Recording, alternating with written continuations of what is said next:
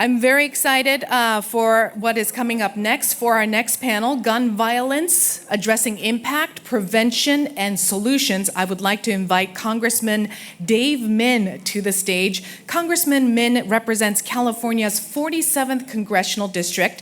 He serves on the Natural Resources and Oversight and Government Reform Committees.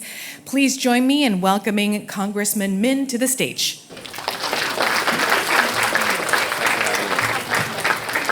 Hi, everyone. It's an honor to be here. And for those of you who don't know, I was just elected this past cycle, one of the closest races in the country. And it is, I've participated in APAICS before, but it's an honor to be up here. And it's an honor to be here with so many of you. You guys are doing such great work on the ground. And, it's really remarkable to think about the fact that last year, the entire nation was focused on Orange County and my race and Derek Tran's race. That the pathway to control the House last year and maybe next year is going to run through Orange County, run through the API community, run through Asian American representatives. And it's not just about the electeds, it's all the hard work that we collectively have done in this room. And I know we talk a lot about the importance of representation, but that can't just be about elected officials. It has to be about the advocates, the boots on the ground, the staffers here in Washington, the people representing the different stakeholder groups at play. We need to continue building out a robust force here. And it's really just so great to see all you, to get to talk to some of you and know the great work that you're all doing in our communities. And it really is an honor to be here. Now, when we talk about the Asian American, Native Hawaiian, and Pacific Islander communities, we're talking about people in this country whose home countries represent roughly 2/3 of the world's population. It's incredibly diverse, as we all know, and we're talking about people from Iran, people from Central Asia, people from Southeast Asia, from the Pacific Islands, from Hawaii. So what do we have in common? Because we are very diverse. We come from very different backgrounds and societies and cultures. But I would submit to you respectfully, I think there's a few things we do have in common. And one of those is our shared experience here in the United States as minorities. That many of us who grew up here experienced discrimination, we experienced anti-Asian sentiments, and we certainly experienced what it feels like to be the other, to be that minority. And I think because of that, many Asian Americans, Native Hawaiians, and Pacific Islanders I talk with, we share a deep empathy for other people, that we have a sense of wanting to root for the underdog, of having empathy for marginalized and vulnerable communities. And I think that's part of our lived experience as Asian Americans, Native Hawaiians, and Pacific Islanders. I also think that what is important to think about is that we're all new Americans, that someone in our family tree not so long ago made that decision to come far away from their friends and family, from their home culture, from their home countries, to come to the United States because of what we represent, because of the values that America has always stood for to the rest of the world. Diversity and inclusion and immigration and democracy and the rule of law, the American dream. These are not just like bumper sticker slogans for us. They are part of our lived experience. They are part of our DNA and our origin stories. And because of that, I think when I talk to my friends in the NHPI community, I believe we share a very strong willingness to fight for those same values. And I think that's why we're so troubled by a lot of what's happening right now. And I think the last thing I'll just say that I think we all share is a real sense of investment in our future. That we want to, because of the decision that we made, or our parents or grandparents, we want to pay it forward. We want to provide a better future for our kids. And that's where gun violence comes into play. I think one of the reasons that gun violence, Asian Americans have a different attitude towards gun violence prevention than many other communities is because we care so much about our children. We find it perplexing that we allow gun violence to happen in this country at the levels it does. And of course, the United States is a huge outlier when it comes to gun violence. No advanced economy in the world has anything close to the levels of gun violence that we have in this country. And of course, no other country in the world, no advanced economy, has the levels of gun access that we allow. And that is not a coincidence. When you allow anybody, basically, to get access to weapons of war, you're going to see lots more gun violence.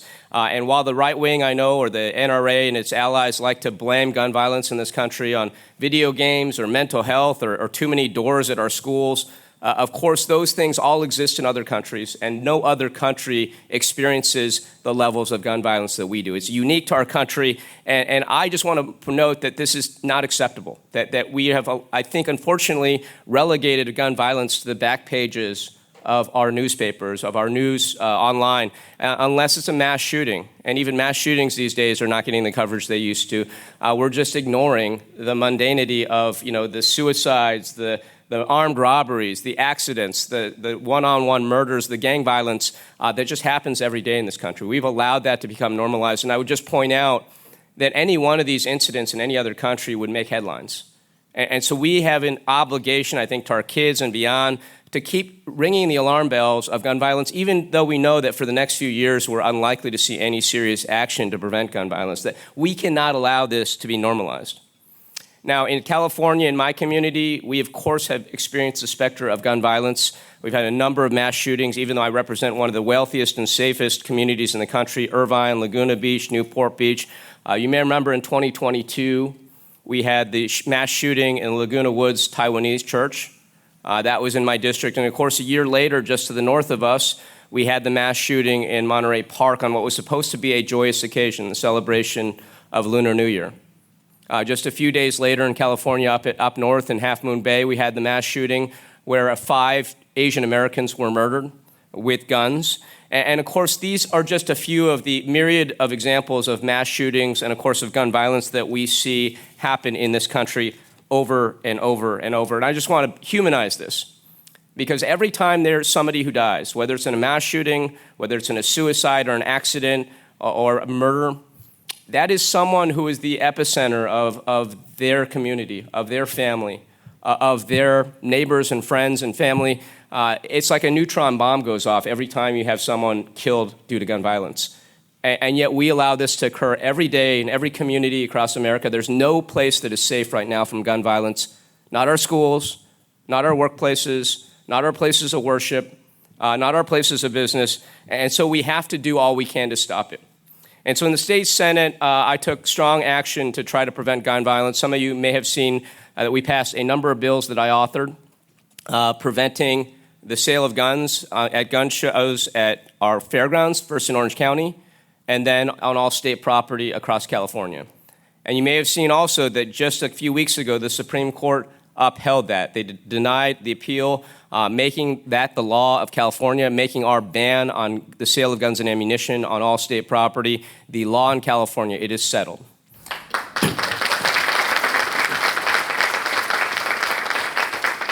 We also were able to pass a number of other bills that were more technical but addressed some of the gun safety and training around gun dealers to try to prevent straw sales, illegal sales of guns, to try to prevent the theft, unlawful theft of guns, to keep a better accounting of where guns were going, and of course to deal with the problem of ghost guns, which is becoming an increasing problem across this country. And again, I think these are just small actions, but we hope that they will bend the curve and reduce gun violence, because we know the number one correlation is the availability of guns. When you have more guns in any community, whatever the right wing is going to tell you, you're going to have more gun violence. Now, I look forward to partnering with you all in this room. I want to thank you again for your advocacy. It was just 3 years ago that Congress passed the most significant bipartisan gun safety legislation in nearly 30 years. And so we know that change is possible. We know we can continue bending the arc to making our communities safer.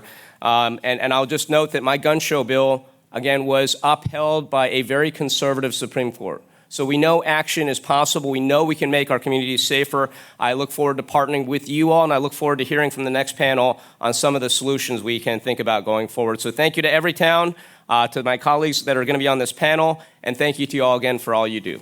Thank you.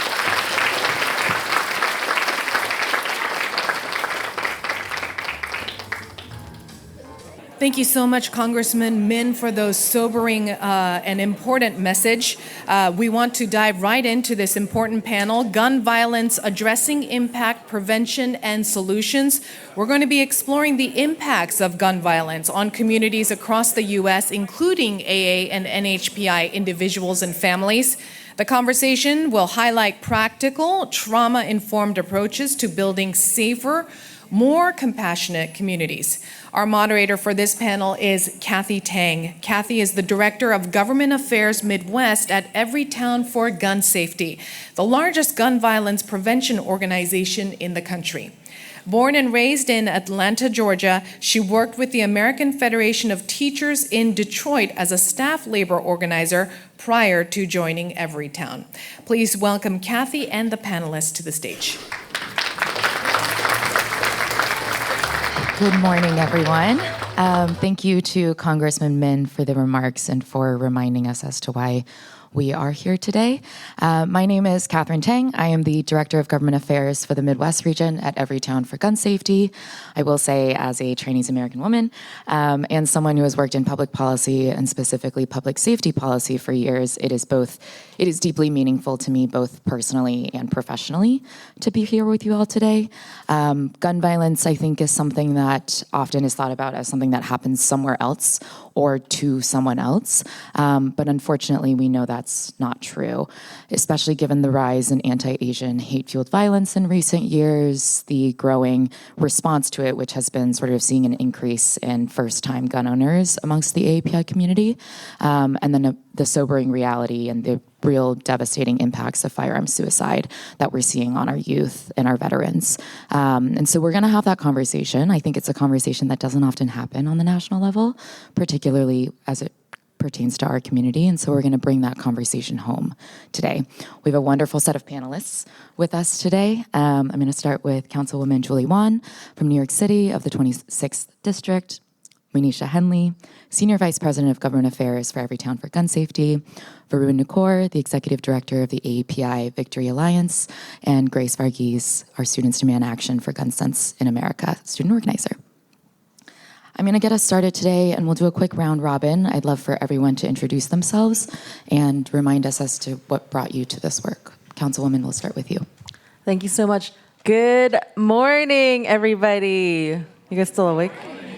Good morning. It's so good to see you all. My name is Julie Wan. I'm currently a council member in my third term, second term going into my third term, representing Long Island City, Sunnyside, Woodside, and Astoria in Queens, New York City. When I first ran for office, or before I ran for office, I was a founding board member of a cure violence organization called Community Capacity Development. At the time, it was known as 696 Queensbridge, because in Long Island City, we have the largest NYCHA, or public housing, in the country, where we had extreme amounts of gun violence, where you may know Queensbridge houses, if you're a 90s fan of R&B and rap, by Nas. And he would rap that every day could be your last, because that's the amount of gun violence that we were seeing in the Queensbridge houses and the surrounding NYCHAs overall throughout the city. But through cure violence programs or community-led alternatives to policing, we have seen a stark drop in New York City. The latest comptroller report shows that gun violence is down by 21%. In the city of New York, and in Queensbridge houses, the NYCHA itself that I'm referring to, we have gone more than a year without gun violence, year after year, since that community organization was put in place. So I look forward to continuing to have this conversation with you, especially when it pertains to prevention of gun violence at large, and what that means for those who are continuing to suffer from gun violence in their communities, which is predominantly low-income Black and brown neighborhoods, especially in our public housing units, and what the socioeconomic factors that really lead to this public health crisis can mean, and how we really solve for it in a comprehensive way as a city or as a country. Thank you so much. Hi, everyone. I'm Monisha Henley. As Kathy mentioned, I oversee the government affairs team at Everytown for Gun Safety. My mom immigrated to the U.S. in 1970 from India. She was coming to be a political science major at 19 years old at the University of Delaware. She raised a very high standard for me, and advocacy was always a part of my experience growing up. She was a member of the League of Women Voters. She would take me to the polling places. We volunteered on campaigns. There was, dinner conversation that always revolved around politics. Fast forward to my sophomore year in college, and I am attending a party, and there was an argument over a football game, and a student from another college came, and he brought a gun, and he pulled out that gun during the argument and released 5 rounds, 4 of which shot and killed one of my friends, and 3 others were injured. So gun violence became very personal to me that night. It was always something that existed, but it wasn't something that felt like it was mine. And then all of a sudden it became mine. And so I knew when I started working in public service that I also one day was going to advocate for this issue and make sure that my story became not everybody's story. And unfortunately, it is all too common now for people to have a personal story or a personal interaction with gun violence. And that is why it's so amazing to hear of the incredible work happening in New York City and other places, because we really can do something about this issue. Passing the right policies, talking about it, having awareness on it. And so I look forward to the conversation with the panel. Hi, everyone. I'm Varun Nakour of the API Victory Alliance. It's really an honor and a pleasure to be with you today, and I wanted to thank APAICS and, of course, Everytown for organizing this amazing panel today. My first relationship with guns as a newly arrived immigrant after I was 3 years old was I started in this trajectory of being in the Cub Scouts and then in the Boy Scouts. And at the time, and I think perhaps in certain troops across the country today, guns are very much part of, the Boy Scouting culture. My Scoutmasters actually hunted, they built guns. We had NRA representatives actually come to our weekly meetings on occasion. And I have to double check, but I may even have a gun safety merit badge. That was at a time in the 70s when things were much more rational, it seemed, in this country.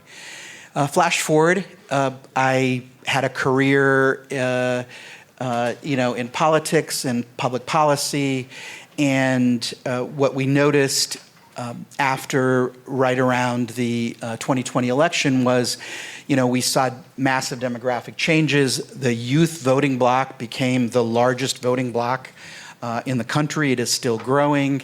And we said we needed to pivot as an organization to those issues that youth cared about. And number one, number two, climate and guns. And we had to come up with sort of policy frameworks to figure out how we activate and mobilize this workforce, this voting bloc rather. A year later, the Atlanta spa shootings happened, and it unfortunately and fortunately sucked us down this trajectory of focusing on an issue that, frankly, our community was unprepared for. We had never really faced to this degree the amount of violence that we now see today. And Congressman Min had, of course, mentioned all the shootings that we've seen since the Atlanta spa shootings. And so before I pass it on, I'll just say that we're all living through a momentous time in history. We're going to look back at this time and say, we were really living through unprecedented times. I mean, I'm very much a history buff. I've read, many presidential stories, the history of our country. We are living in unprecedented times. And the last thought I'll leave you with before I pass along is that it's up to us now to kind of make a new precedent when we are out of power in many respects, when we feel government is crumbling before our very eyes. It's now our job to kind of think creatively beyond this moment in time. Good morning. My name is Grace Varghese, and I'm a volunteer with Student Statement Action. I'm a high school senior at Hayfield Secondary School. I got involved in this movement because my generation, we are called the school shooting generation. In school, every single year without fail, since I was 6 years old in kindergarten, we have practiced school shooting drills. My two amachis, my grandmothers, they came to this country on nursing visas. My apacha, he worked in a factory, and they worked all their life to make my life and my parents' life better. And my mom grew up in Almont, Long Island. My dad grew up in Philly. They're not the easiest places to grow up around, and now I'm here living in this beautiful house in Northern Virginia. And so my family has always had such a strong sense of patriotism because we achieved the American dream. We came here because America would give us a life that we couldn't get in India. And then as I grew older and I gained consciousness of what was happening in the world, what I saw during the Uvalde shooting, what I heard and what I read about the shooting in Buffalo, it was appalling. It was horrific. This is the world that we're growing up in. I have 2 little sisters, and every time my own school goes into a stay tuned, stay put because there was a gun on a neighboring school, or there was a gun at a school, and we have kids, students who travel back and forth, and we're in lockdown. It is a stress, and it is scary, and it adds so much more pressure and fear to a generation that has already grown up with the trauma of being prepared to defend yourself if a shooter came into your classroom, where you're supposed to be sitting down and studying and learning and preparing for your future. So that is why I got involved with Everytown, why I got involved with Students Demand Action, to make our country safer and better. Thank you all for that. I'm happy about this because we are going to be able to dig in a little bit on what each one sort of touched on. We'll start with Councilwoman Wan. You mentioned community-centered approaches to gun violence prevention.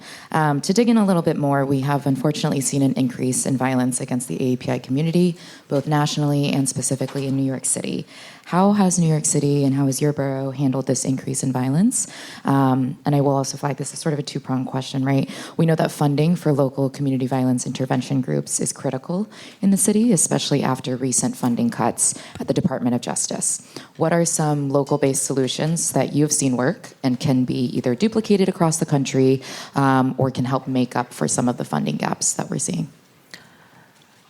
Since the pandemic, I feel like it's become kind of a buzzword to talk about restorative justice, especially during Black Lives Matter, George Floyd movement, and beyond. And I feel like it's taken a lot of forms where you either hear community-based gun violence work, but you'll also hear restorative justice, you'll hear crisis intervention, violence interruption, and you may also hear it referred to as community violence interruption. And what that basically means is looking at it in different, I think you have to break it down. When you look at public safety as a whole, when we look at it from the lens of public health, of really looking at the root cause of why there may be gun violence in these low-income communities especially, not that there isn't in all communities, then we started to really think about who can be the best to do prevention work, because the NYPD or the police department is there as a response to gun violence, to say there has been a shooting that has already taken place and now we're out there to be dispatched. And that's needed, but that's not enough. So the city of New York and the state of New York, I think this fiscal year, it was just announced 3 days ago that now New York State budget is a total of $327 million for gun violence prevention, and $2.5 million for New York City's Office of Gun Violence Prevention, and then for community-based gun violence prevention specifically, it's going to be $7.2 million, and then hate crime prevention, specifically talking about AAPIs and such, is going to be $1.25 million. So as the government, with our taxpayer dollars, we have to make sure that we're investing in the organizations that are doing the work. Because we have seen that, especially in my community, at Queensbridge houses, it wasn't enough for you to be an outsider to just walk into this community and say, hey, put your guns down. Let me do a buyback program. Because the district attorneys will always do a gun buyback program, but it doesn't work because you only get faulty guns that people don't really see value for, that you can't pawn shop or you can't sell. But I do have grandmas that come up to me all the time at family days and they say, hey, my grandson has 3 guns. Can I give you one? I'm like, okay, Grandma, let's talk. So we know that the guns are there, whether it be ghost guns or wherever these guns are coming from, they're flooding our city. And we know that the only way to really prevent it, because when we talk about community-based intervention, I want you to picture that I get a phone call, it's 2 a.m. They say, Councilmember Julie 1, there's currently going to be a shooting at 2:30 a.m. We know that it's going to happen. We heard from so-and-so, and we heard from so-and-so. But you wouldn't know that news unless you actually lived there and you had those relationships. And community capacity development, one of the main leaders for it, his real name is Shazam, but we call him Hamo because it's short for homicide. And he has gone to jail for 13 years and come back from New York State prison. But after coming back, he has now dedicated his life for Cure Violence. And when he shows up, when we show up, myself and others, show up to prevent a shooting, we're not going there with guns. We're not going there with bulletproof vests. We go there with relationships, and what Hamo usually does is he has conversations with them to try to mediate from there being a shooting to have a confrontation, and he tries early on to do conflict mitigation, and he sits down with them, reminds them that you will end up in jail, and he shares his personal story. And he always reminds all of us who are doing the work with him that it's not about what have you done if you've already shot somebody, but what happened to you? Like, what are you actually struggling with? And he tries to get into the core of it. We work with social workers, and we also do workforce development. It's really a wraparound service, and we also have mobile trauma units to have those who are witnesses to gun violence, to make sure that on site we have resources available for them for their mental health, and also continue to invest in after school programs for our youth, because I get students that come up to me in middle school and high school all the time who say, Councilmember One, I don't want to do this, but when I go home from school and I have nowhere else to go, there's someone waiting for me at the door with a job that I don't want to do, but I don't have a choice. So we really have to make sure that we're investing in universal after-school care, because that's also getting cut from the feds as well, and really understanding what are we doing for our youth who are vulnerable, and then also for their parents, what are we doing for a lot of these single moms who are working multiple jobs? How are we building their workforce development? How are we getting them union jobs or sustainable jobs? How do we get them more licensing? How do we make sure that they're going to be able to pursue their dreams without sacrificing anything else? And how do we help them transition out of public housing into more stable housing long term? So that goes to just say that not only do we need to make sure that we're getting guns off the streets, but we really have to think about the root cause of why someone needs a gun in the first place. And what are they trying to protect themselves from, and what are they using it for? And when you have that in mind as your understanding as a whole, then comprehensively the city can respond and say, we need to invest X millions of dollars for after-school programming. We need to invest X millions of dollars for youth programming, for workforce development. And we also have to invest in those people who are doing gun violence prevention work, who put their lives on the line every single day to do a response to a potential shooting without having guns, because that only leads to more gun violence when you see the threat of someone else having a weapon on them as well. So that's kind of the short of what we're doing, but we need to invest in prevention work, and that's not just one thing, but there's no magic bullet. You really have to have a whole comprehensive plan and wraparound services to make sure that we're dealing with the socioeconomic root causes of why the violence is happening in the first place. I love what you say about sort of the root cause work, right? We know that it's gun violence prevention. It's not gun violence reaction, to your point. And gun violence prevention is a crisis. It's something that requires a 360 approach, which also means engaging at it from all different levels, whether it's at the federal level, the state level, local level, or the community level. I think something about the root cause work, which I think leads into our next question for Monisha, is that it's going to impact each one of us differently, right? It's about access to housing. It's about access to education, food, water, et cetera. And we also know that when we talk about the API community, it is a large, broad umbrella term. We all have very differing experiences in that way. And so, of course, when it comes to gun violence, our experiences are also going to differ. So, Monisha, can you talk a little bit about the drastically differing experiences with regards to gun violence that each community under the API umbrella experiences? Sure. First, I think it's important to acknowledge that we experience gun violence the same way that everybody in this country experiences it. From suicide to domestic violence to, we've already heard about a number of mass shootings that have happened in this country targeting Asian communities. And I just want to say this really plainly. When hate is armed with a firearm, it will be fatal. And these shootings are motivated by white supremacy, by misogyny, really targeting our communities because we maybe look and interact in this country differently. And that is such an important piece to acknowledge because that is the commonality that we have. My experience was at a college, And it was really rooted in school safety over an argument over access to a firearm that ended up in the wrong place, which is why it's so important to do work around if you're going to have a firearm and make that choice, how do you do that responsibly? How do you make sure you're securing your firearm safely? If you know that you have friends or family who are maybe going through a crisis, how do you make sure you're removing a firearm from those situations, whether that's for suicide prevention or domestic violence prevention? It's just really looking into all the different ways it impacts us every day, and then looking at those common sense solutions. And I think we've already heard that you have to do this, 5 steps before. Like, what are the things that we could be setting up in our communities to make sure we understand the problems there? That's by having more research. That's by making sure we are really digging into how this impacts you, where it impacts you, and what do we need to do about it.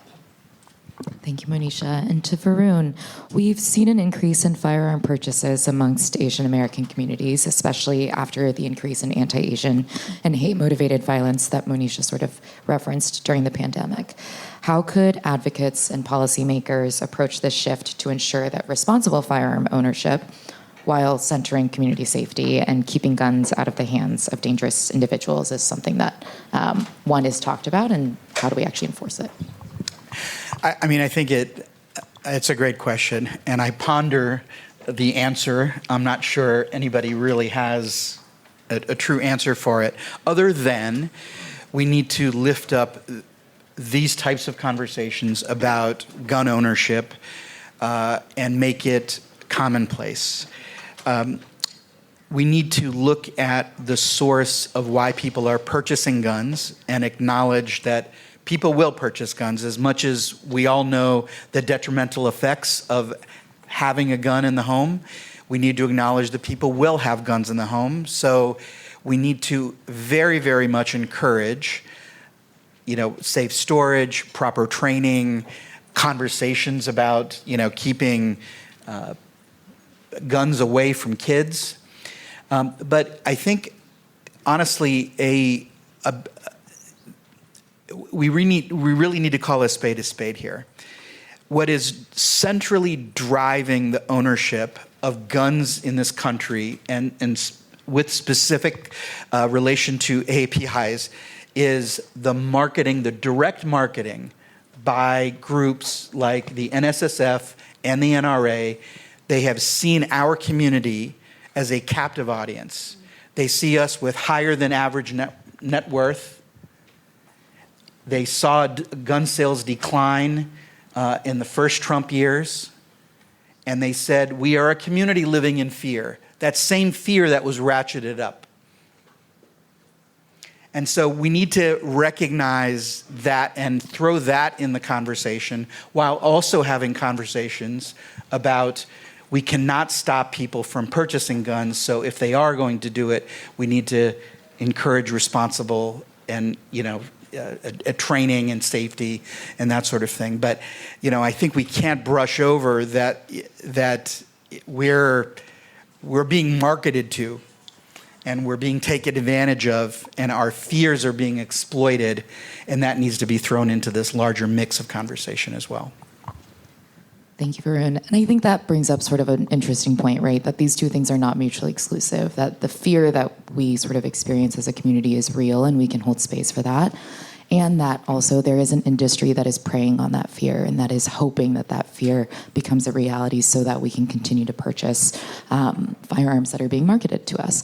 But that the solution there is responsible gun ownership, right? It has nothing to do with your ability to purchase a firearm. It has everything to do with what are you doing with that firearm once you have it. Grace, speaking of responsible gun ownership, we know that gun violence is the leading cause of death for children and teens in America. That is unfortunately your generation, and while we often think about school shootings or mass shootings, the reality is that young people, and especially young people in the API community, have the second fastest growing firearm suicide rate of any racial or ethnic group. As a young leader in this movement, what conversations are you having amongst your peers about how to reduce youth firearm suicide rates? That's a great question, Kathy, and I'd like to circle back to responsible gun ownership, because a key component of responsible gun ownership is secure storage, which is common sense, right? It is keeping your gun unloaded, keeping your gun locked away, and separated from ammunition when it's not in use. Gun owners have a responsibility to keep their firearms away from people that could take them and injure someone intentionally or unintentionally. If I could read off some statistics, 80% of youth firearm suicides involve a gun belonging to a family member. 3/4 of school shooters got their firearm from a family member. And in 2023, it was recorded the highest number of unintentional shootings by children since every town started tracking them in 2015. More than 70% of unintentional child shootings occur in or around the home. By keeping our guns locked away, secured away, and educating our kids, educating our peers and our family members, don't touch this. This is dangerous. This is a danger to yourself and others. It's being responsible, and with education comes more responsibility and awareness. And in the NHAPI community, we have a sense of pressure to succeed. A lot of us are first generation, second generation, and our parents and our grandparents have worked so hard, and we feel the pressure from them within ourselves that we need to be better because we have so many more resources and we need to utilize these. And this pressure is just building up and building up. And currently, a lot of young people in general are feeling the stress of affordable housing, access to higher education, financing education, and the job market. And all this uncertainty is just adding to the pressure. And then this generational trauma mixed with all the stressors lead to this mental health crisis. And with firearms locked away, unloaded, it can prevent a crisis, which is a temporary feeling that can be helped. But if that firearm is loaded and unlocked and someone has access to this while they're in a crisis, this temporary feeling becomes a permanent consequence. And there's no way to reconcile or remedy that. And so keeping these firearms locked away and increasing education and awareness to why this is important will be really beneficial to our community and reducing the numbers of firearm suicide rates within the younger generations. Thank you, Grace. And I think in the interest of time, that is our last question. So we're going to wrap up.